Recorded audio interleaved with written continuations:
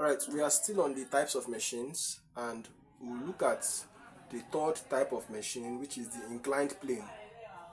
The inclined plane is used to lift heavy load into vans or trucks. Examples are a slope, a hill, a ramp, etc. This type of machine is used to raise heavy loads such as drums of oil up a sloping plank to the high floors of lorries. Okay, the sloping plank is an example of an inclined plane.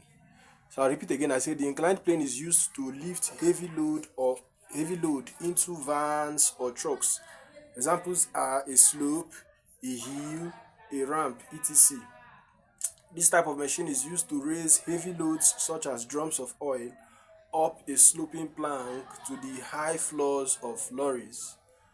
The sloping plank is an example of an inclined plane. In the figure below, a rigid plane is kept inclined to the horizontal at a certain angle theta. Okay, let's look at the figure. Alright, so we look at this diagram and we see a man pushing a drum of oil into a vehicle. Okay, this is it. He's pushing that drum of oil into the vehicle, and the ladder which he's using to push the drum into the vehicle is an inclined plane. That is this ladder. He's replaced this ladder on the vehicle, that is the back side of the vehicle, and with the aid of this ladder he's pushing this drum into the vehicle. So this ladder is an inclined plane. It is a machine because it makes the work to be done conveniently and faster.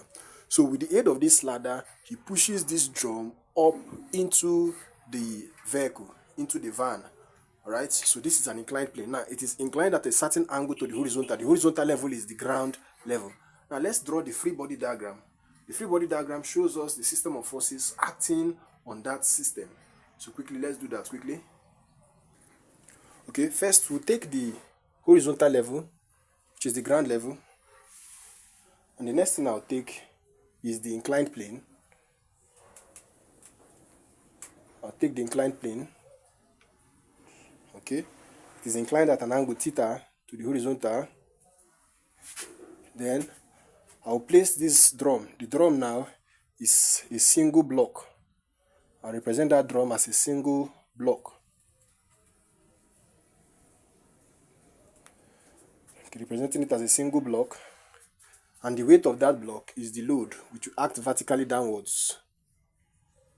The weight of the block will act vertically downwards, that is load L. Alright? And then the man is applying an effort. At this point, he's pushing it, he's applying an effort. So the effort will go this way. The effort applied. Okay? So distance from here to here is the distance moved by effort, which is L. The distance moved by effort, which is L, and is known as the length of the inclined plane. Is the length of the inclined plane. The distance moved by effort is the length of the inclined plane. Why? The distance from here, from this point to this point, is the distance moved by load. The distance moved by load is also known as the height of the inclined plane. That is the vertical displacement from here to here is distance moved by the load, which is, you come back here, that is from this point to this point, because the load will be displaced from here over to this point, to this position. So distance moved by the load now will be this vertical displacement from here to here. Of course, it will roll into this van and it positions itself on the van. So distance moved by the load is from here to here. That is the vertical displacement, which is the height. Alright, that's the height. Okay, so you come back here. So the height now is from here to here. Okay, that's the free body diagram. So we have obtained the distance moved by the load, which is the height, and then we have obtained distance moved by the effort, which is the length of the inclined plane or the slant edge. And then this is the load, while this one is the effort applied. Okay, now the next thing we can call here now, you can say here is X, point X, you can say here is point Y, and here is point Z. Okay, so the triangle now is triangle XYZ. So I can say from triangle XYZ, from triangle XYZ, we say that okay, let's look at this. This is the angle of inclination, and the side facing this angle of inclination, if we extract that triangle, let's extract the triangle out. The triangle is X, Y, Z, and here is 90 degrees. That's angle 90. Okay, and this other one is theta. Okay, so here is height H, and this is the slant edge. Slant edge, which is the length of the inclined plane. Now, those are the 2 points we need. Now, I can then say that the side that faces this angle of inclination is what? My opposite side. And then the side facing the angle 90 degrees is my hypotenuse side. And the remaining side now becomes what? Adjacent. Alright? So I can say opposite over hypotenuse, which is sine theta. Sine theta is equals to the opposite side over the hypotenuse. So that is sine theta is equals to the opposite side is distance zy, and the hypotenuse side is distance xz. So I can say that sine theta is equals to distance zy. Zy is the height h. Xz is what? The slant edge L. Okay, so sine theta is h over L, which is the height of the inclined plane divided by the length of the inclined plane. So we'll take note of this. So we're having that sine theta is h over L. So we take note of this one for now. Okay, so we'll continue.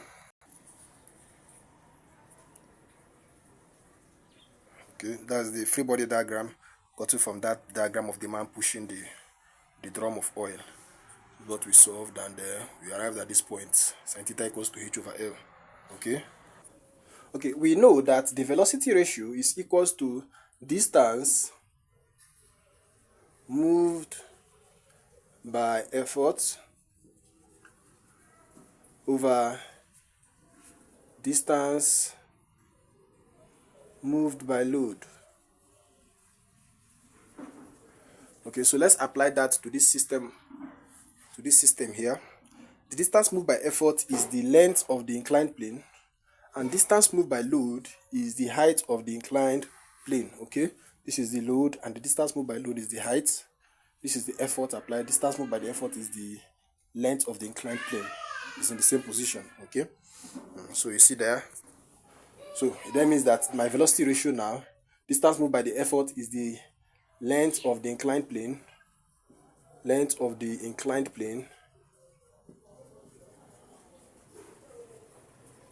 over distance moved by load is the height of the inclined plane.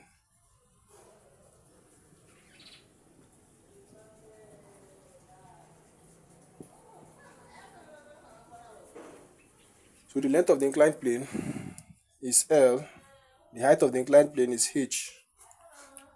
Alright? So we see that my velocity ratio now is equal to L over h. So the velocity ratio is the length of the inclined plane over the height of the inclined plane. Alright? So I can call this one equation 1. I can call this equation 1. Okay. Now also recall that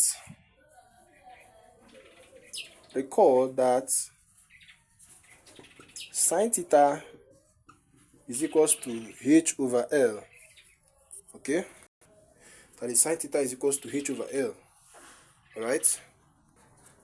Okay, so if sine theta is equals to h over L, I can take the reciprocal of sine theta. Taking the reciprocal of sine theta, you see the reciprocal of sine theta is equal to the reciprocal of h over L. And taking the reciprocal of this now is similar to taking the multiplicative inverse. So you are taking the multiplicative inverse of h over L, will give you L over h. So I can call this one equation 2. So the reciprocal of sine theta is equals to L over h. It implies that my velocity ratio is also L over h. So therefore, velocity ratio is equals to 1 over sine theta, which is equals to L over h. Okay? Now we have that the velocity ratio of an inclined plane is equals to 1 over sine theta. So we make use of this formula for an inclined plane. So for an inclined plane, its velocity ratio is 1 over sine theta. The velocity ratio of an inclined plane is 1 over sine theta. That's the reciprocal of sine theta. It's the velocity ratio of an inclined plane. 1 over sine theta. VRO of an inclined plane is 1 over sine theta. Okay?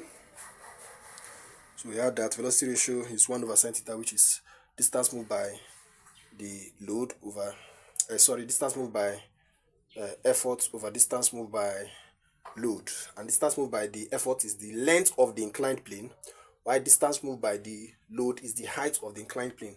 So we have the velocity ratio as 1 over sine theta, which is length of inclined plane over height of the inclined plane. That's the reciprocal of sine theta. Okay, so that is it for an inclined plane. That's the velocity ratio.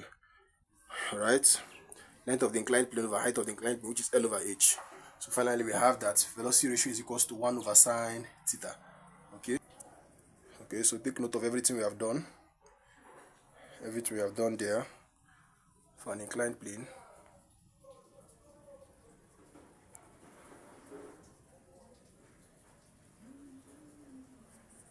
Okay. Alright, so let's obtain the efficiency of the machine, the efficiency of the inclined plane. Now we know that efficiency is equal to the work output. Efficiency is work output over work input times 100 in percentage. Okay, now the work output is the load times distance moved by load.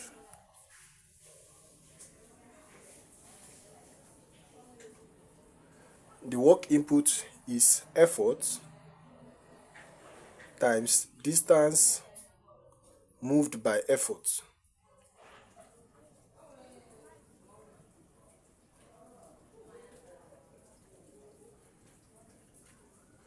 Okay. Now this is similar to saying load times distance moved by load is the height of the inclined plane.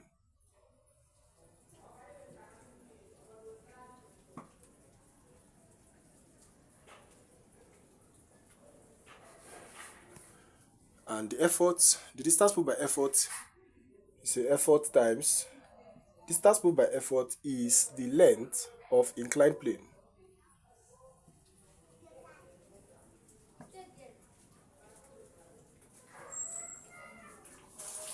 Okay, multiply by 100. Okay, remember this is the diagram we used. This was the diagram we made use of. This is the load acting down, and the distance moved by the load is the height of the inclined plane, and then the effort applied here. Distance moved by the effort is the length of the inclined plane. Okay, that's the length of the inclined plane. Okay, so this is effort times distance moved by effort, and load times distance moved by load. Okay, and that was the angle of inclination theta. So now my efficiency now is load times the height of the inclined plane is h. That's this h, and the effort E times length of the inclined plane is L. Alright, so that is this effort times the length of the inclined plane, load times the height of the inclined plane. Alright, so that is it. times 100. Okay, so I have that my efficiency equals to load over effort times the height over the length of the inclined plane multiplied by 100. Okay, so at this point now we can say that my mechanical advantage is equals to load over effort, okay, and the reciprocal velocity ratio is equals to height of the inclined plane over the length of the inclined plane, because basically velocity ratio is the length of the inclined plane divided by height of the inclined plane. So the reciprocal of velocity ratio is the height of the inclined plane over the length of the inclined plane. So we just do the multiplicative inverse. Okay, so that means the whole of this shows you the this one now shows you the mechanical advantage, and this other one shows you the reciprocal of velocity ratio. That is this one shows you the reciprocal velocity ratio. So that means that my efficiency now will be, so therefore efficiency, in place of this one I write MA, mechanical advantage, times, in place of this one I write the reciprocal velocity ratio, times 1 over VR multiplied by 100. Okay, so that means my efficiency will be equals to mechanical advantage over velocity ratio times 100 in percentage. So that's the efficiency of the machine. Okay, so we observe that the efficiency of every machine has the same formula. Despite the steps we took in proving it, we still see that the efficiency is the mechanical advantage over velocity ratio times 100 in percentage. Okay, so this was how we proved it. The efficiency is the work output over work input times 100 in percentage. The work output is the load times distance moved by load. Work input is effort times distance moved by effort. So the distance moved by load is similar to the height of the inclined plane over there, and distance moved by effort is similar to the length of the inclined plane, which is L. Okay, so we come back there, you see that the efficiency now will be load times height of the inclined plane over effort times length of the inclined plane times 100. So when we separate them, we split it, we have L over E times H over small l, okay, times 100. So the mechanical advantage is load over effort, and the reciprocal velocity ratio is the height of the inclined plane over the length of the inclined plane. So finally we have efficiency is equals to MA times 1 over VR, which is MA over VR times 100. That is mechanical advantage times 1 will give you this. So you finally arrive at the formula for efficiency of the machine. Alright, we have a question on the board. It says the floor of a lorry is 2.0 meter high. A plank 5 meter long is used as an inclined plane to raise some load up the lorry. If the efficiency of this machine is 50%, what is the minimum effort applied parallel to the plane required to raise 200 Newton load up the plane? Okay, so let's draw the free body diagram of that question before we can solve. You say the floor of a lorry is 2.0 meter high. Okay, first we'll take the ground level. Then we assume that the lorry is at this point and the height is 2.0 meter high. The height H is 2.0 meter. Then they said a plank 5 meter long. Put your plank, position it on this lorry, and the length of that plank, the length of the plank, L, is equals to 5 meters.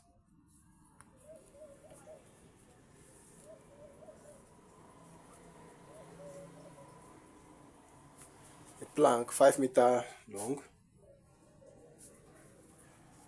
Then this side is angle 90. Okay. This one is the angle of inclination, theta. Plank 5 meter long is used as an inclined plane to raise some load up the lorry. So let's assume that the load is at this point. An effort to be applied here so that the load can go upwards. On application of effort, the load will be moving upwards on the inclined plane until it gets into the lorry. Okay, so this is the highest point of this lorry, so it will be moving up until then it goes into the lorry. Now you take the load. The load is the weight of that block. So let's assume this is the load. Okay, now I said if the efficiency of this machine is 50%, what is the minimum effort applied parallel to the plane required to raise 200 Newton load up the plane? So the load is 200 Newton. The load is 200 Newton, and the effort applied is what we are looking for. We are looking for the minimum effort applied. All right. So we'll look for the velocity ratio. The velocity ratio now, say velocity ratio VR is equals to 1 over sine theta. Okay. And we know that sine theta is the opposite side over the hypotenuse, which is h over L, isn't it? So that sine theta will be opposite over hypotenuse, so that is h over L. Now the reciprocal of sine theta now, that is 1 over sine theta will be equals to L over h. Okay, so my velocity ratio now 1 over sine theta will be equals to what? L over h. Okay, so it means that my velocity ratio will be equals to L, the distance moved by the effort, which is the slant edge, is 5, and h is what? 2. That is 5 over 2, which gives me what? 2.5. So my velocity ratio is 2.5. All right. Okay, that's my velocity ratio, 2.5. So that is it. So we got the, say sine theta now is the opposite side over the hypotenuse. So the opposite side is this h. The hypotenuse is L. That is h over L. So h is what? Is 2, and L is 5. So if sine theta is h over L, then you take the reciprocal of sine theta. Sine theta is opposite of hypotenuse. That is h over L, the height of the inclined over the length of the inclined plane.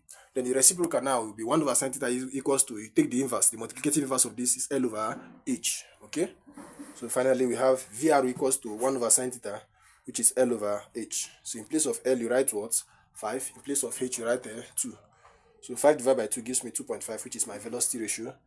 My velocity ratio is equals to 2.5. Alright? Alright, so back to this question. We have an efficiency of 50%. So efficiency is 50%. We obtained the velocity ratio as 2.5. Okay? And then the load there is to raise a load of 200 Newton. So the load is 200 Newton. And the effort is what we are looking for. We're looking for the minimum effort applied. Alright? So we know that the formula for efficiency is mechanical advantage over velocity ratio times 100 measured in percentage. So that's the efficiency of the inclined plane. And the efficiency was given to us as 50%. Converting 50% to a fraction, we'll be having 50 divided by 100 is equals to, my mechanical advantage now is unknown for now. My velocity ratio is 2.5. Okay? So if I then cross multiply, I'll be having 100 multiplied by mechanical advantage is equals to 2.5 multiplied by 50. So my mechanical advantage, if I divide by the coefficient is 100.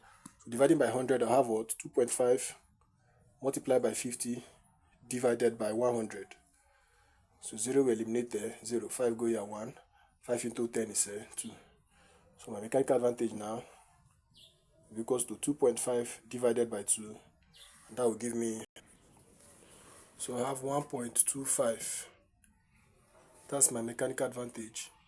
Mechanical advantage is 1.25.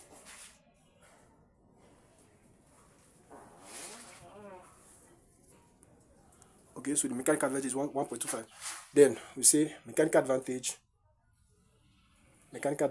is effort over,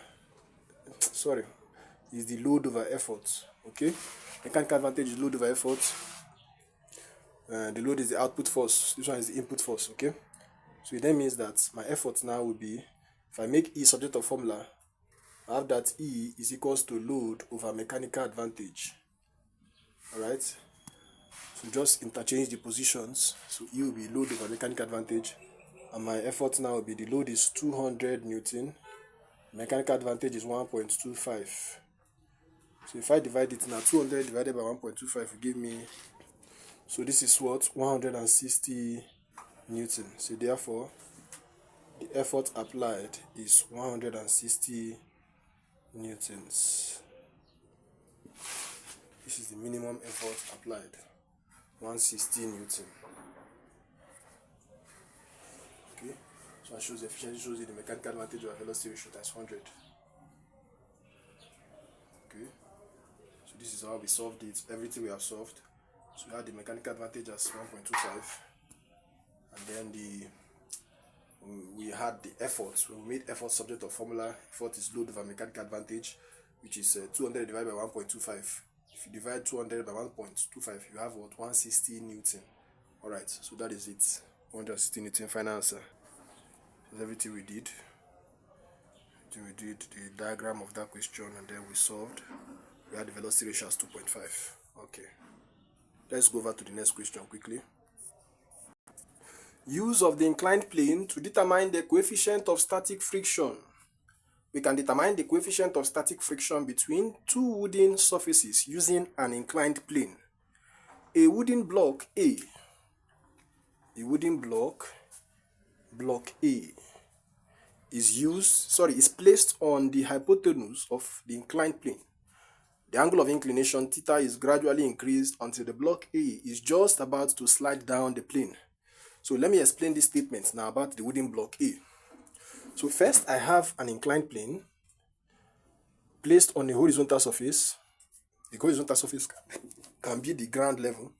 Then I place a wooden block A.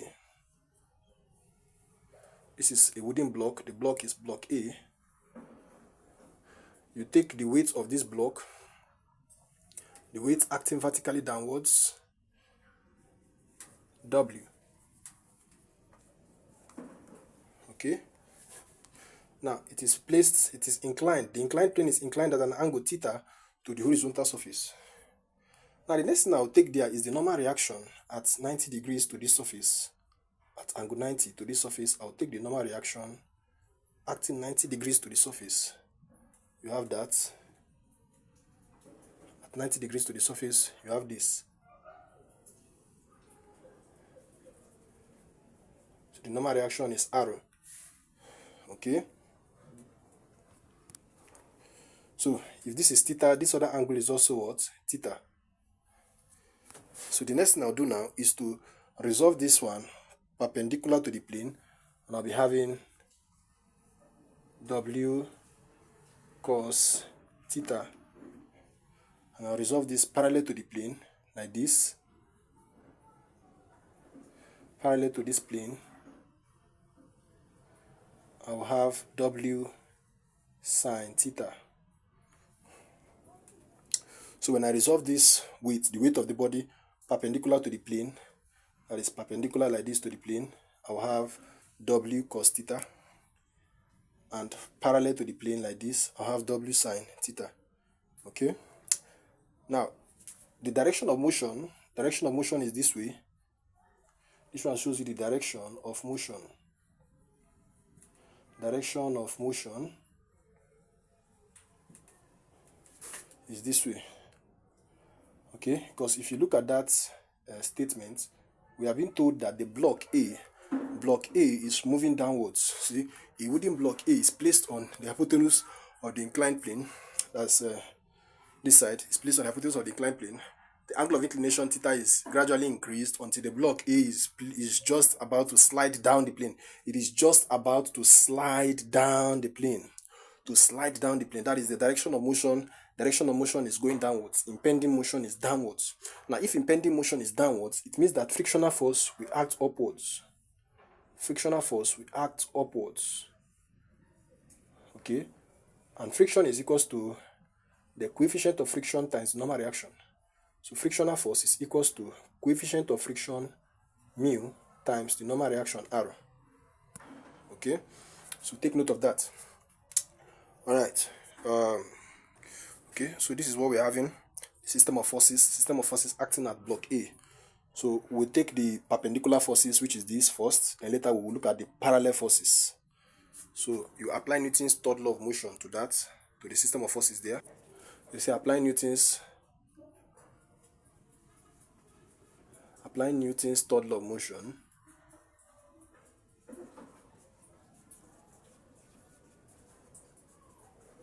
So this one is trying to counterbalance system of forces. It states that to every action force there must be an equal and opposite reaction. So it says action and reaction forces are equal and opposite to each other. So if I say that the upward perpendicular force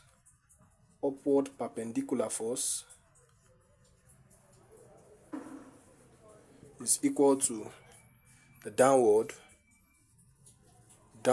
perpendicular force,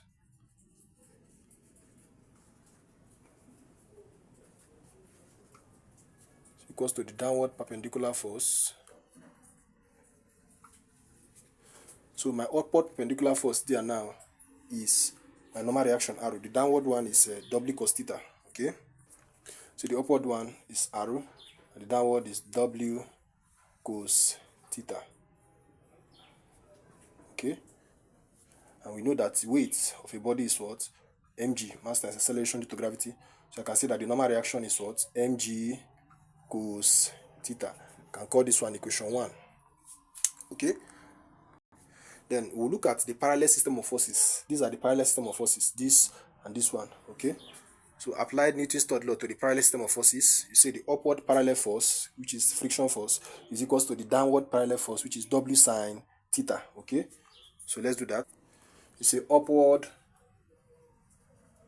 parallel force is equals to the downward parallel force. So my upward parallel force there is my friction force F. The downward parallel force is W sine theta. Okay, so that means F will be equals to mg sine theta, which you can call equation 2. Okay, so that's we're applying Newton's third law of motion. We have the normal reaction as mg cos theta and the friction force as mg sine theta.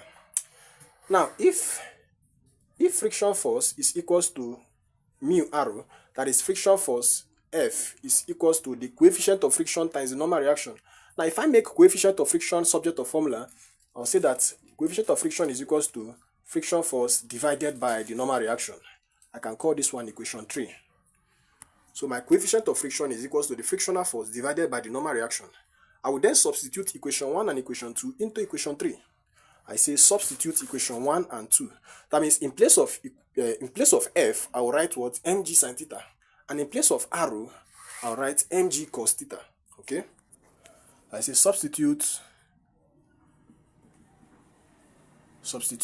1 and 2 into 3.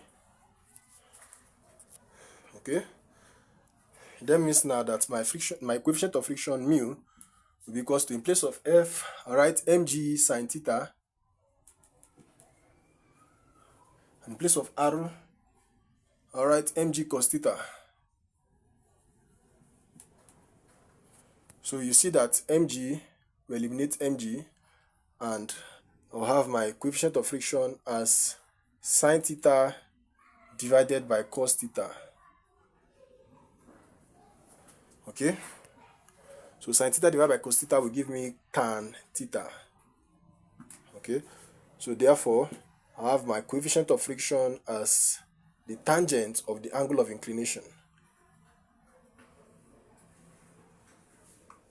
So for an inclined plane like this, the coefficient of friction is tan theta. That is the tangent of the angle of inclination.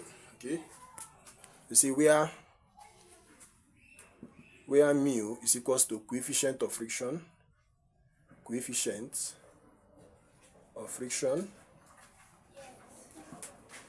theta is equals to the angle of inclination,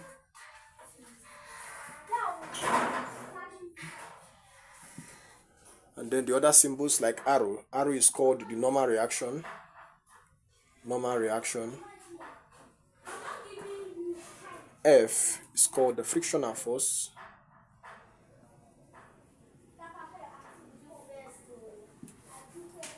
F is called the frictional force.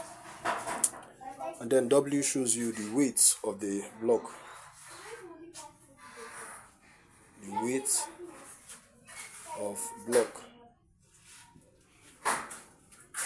Alright. So take note of this formula that the coefficient of friction is equals to tan theta. The coefficient of friction of an inclined plane is the tangent of the angle of inclination. So mu is equals to tan theta. Okay? Take note of that, please. Mu is tan theta. And this is how we solved it. So everything we have done. So we did there, we drew the diagram, the inclined plane, and that one shows you all the system of forces acting. System of forces acting. Alright? Shows you all the system of forces acting there. And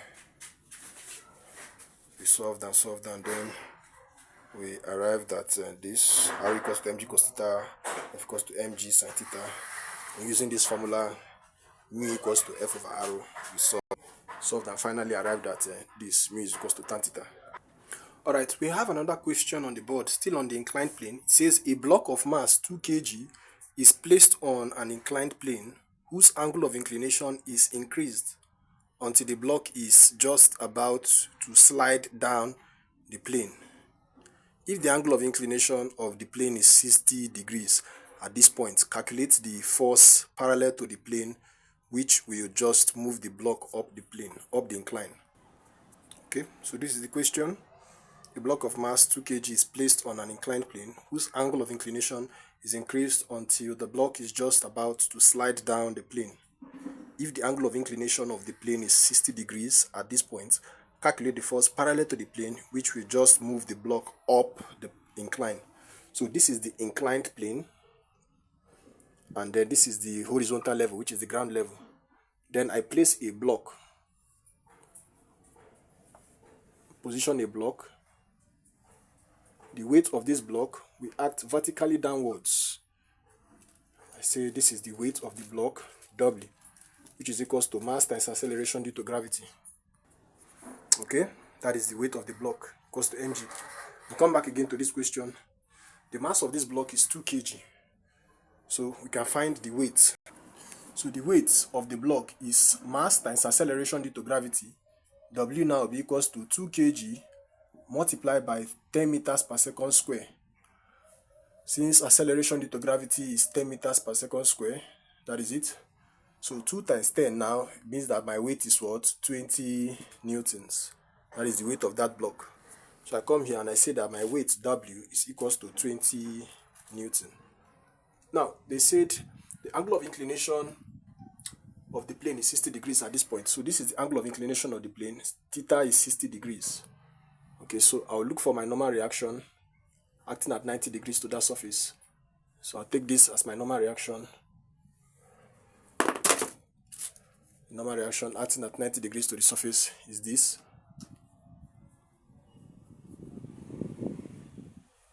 Over here. So the normal reaction is arrow. Okay. So if that is 60 degrees, here is also 60 degrees. So I'll resolve it this way. And I'll have 20 cos 60 degrees. Okay, that is the weight, 20, and the cosine of this angle. So resolving it perpendicular to the plane, you have 20 cos 60 degrees, and you resolve it parallel to the plane. Parallel to the plane is like this.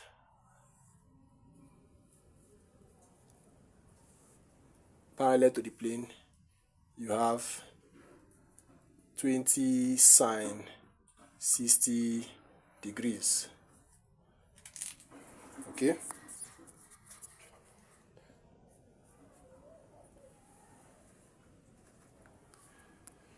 So you have 20 sine 60 degrees, and then perpendicular to the plane, you have 20 cos 60 degrees. And then we are told that the block calculate the force prior to the plane, which will just move the block up the incline. So we are moving the block up the incline. The block is moving up the inclined plane. That means an effort will be applied. An effort is applied here. And with the aid of this effort, you see that the direction of motion is up the plane.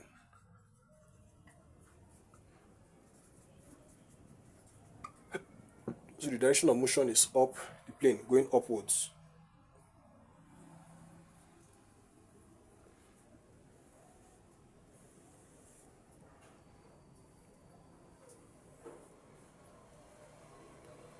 Okay, so the direction of motion will go up the inclined plane.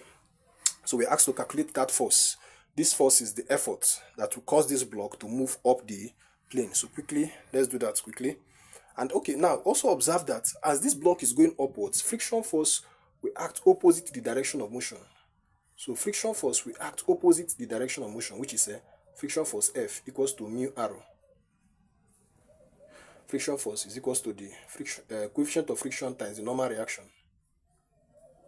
So as the block is moving upwards, this is the direction of motion, friction will act opposite the direction of motion. Take note, friction force must act opposite the direction of motion. Okay, so F is equals to mu r. Alright. So apply Newton's third law of motion. Newton's third law of motion to the system of forces. I can state that my upward perpendicular force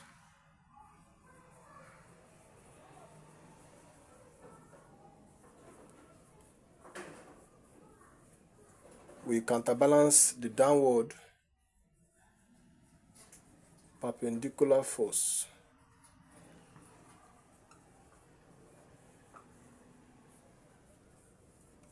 Okay, so you go back to the system of forces. Go back to the system of forces. The upward perpendicular force is the normal reaction going upwards, while the downward one is 20 cos 60 degrees. So I have the upward perpendicular force as arrow and the downward perpendicular force as 20 cos 60 degrees. Okay, so this now will be arrow equals to 20 cos 60 will give you 0.5. So this is 20 times 0.5 is 10 newtons as my normal reaction. The normal reaction is 10 newton. Then we'll look at the parallel forces. You say upward parallel forces. Upward parallel forces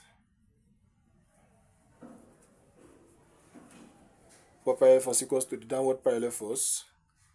Downward parallel force.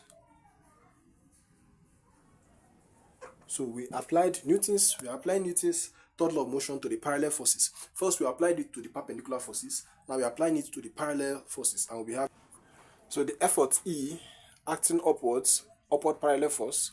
The downward parallel forces are 20 sin 60 and the frictional force. These two are coming downwards. 20 sin 60 and the F. Then the effort is going up the plane. So upward parallel force equals to the downward parallel forces. So quickly let's look at that. So my upward parallel force there is the effort. The downward parallel forces, you have 20 sin 60 degrees. And the downward one is the friction force F. Okay. So that means that my effort E will be equals to 20 sin 60 degrees plus frictional force is coefficient of friction times the normal reaction. Alright. So this now will give me, this is E equals to 20 sin 60 0.866 plus coefficient of friction times the normal reaction. We had the normal reaction as 10 times 10. Okay, so this now will be E equal to multiply this now, multiply this other two. So I'll have, if I multiply, I'll be having, so effort E will be equals to 17.32 plus 10 mu. Okay, now I can call this one equation 1. Now you can say recall that coefficient of friction is equals to tan theta. That is mu is equals to the tangent of the angle of inclination. and our angle of inclination is 60 degrees. So this now will be mu equals to tan 60 degrees. That means that mu will be equal to tan 60 using your scientific calculation. So this will give me 1.732 to 3 decimal places. Okay, so I'll then substitute. It says substitute mu equals to 1.732 into equation 1. Now equation 1 is the effort E equals to 17.32 plus 10 mu. That means that effort E will be equals to 17.32 plus 10 times the coefficient of friction is 1.732. So when I multiply 10 times 1.732, I'll be having this is 17.32 plus 17.32. When I add them, I'll have the minimum effort that is required to raise the block up the plane. So this will give me 34.64 Newton. Okay, that's the final answer. So they say we should calculate the force parallel to the plane, which will just move the block up the plane. So that force that moves this block up the plane is the effort. This is the force that moves the block up the plane is the effort E. All right. You see, therefore, the effort is the minimum force needed to move the block up the plane, and effort E is equals to 34.64 Newton. All right, 34.64 Newton. That's the effort required. All right. So observe everything that we did quickly. Just observe everything that we did, how we solved that question. Okay. And we got the normal reaction, then we also got the effort. Still applying Newton's third law of motion, the upward parallel force equals to the downward parallel forces. So we finally arrived at this effort equals to 17.32 plus 10 mu, and mu is equals to tan theta. So mu now will be equals to tan 60 degrees, which is 1.732. Finally, when we arrive at effort as 34.64 Newton. Okay, 34.64. So the effort is the minimum force needed to move the block up the plane. Okay, that's the effort. It's needed to move the block up the plane, and the effort is 34.64 Newton. Okay, this one shows you the diagram. Alright, the direction of motion, there's the block, everything. Okay.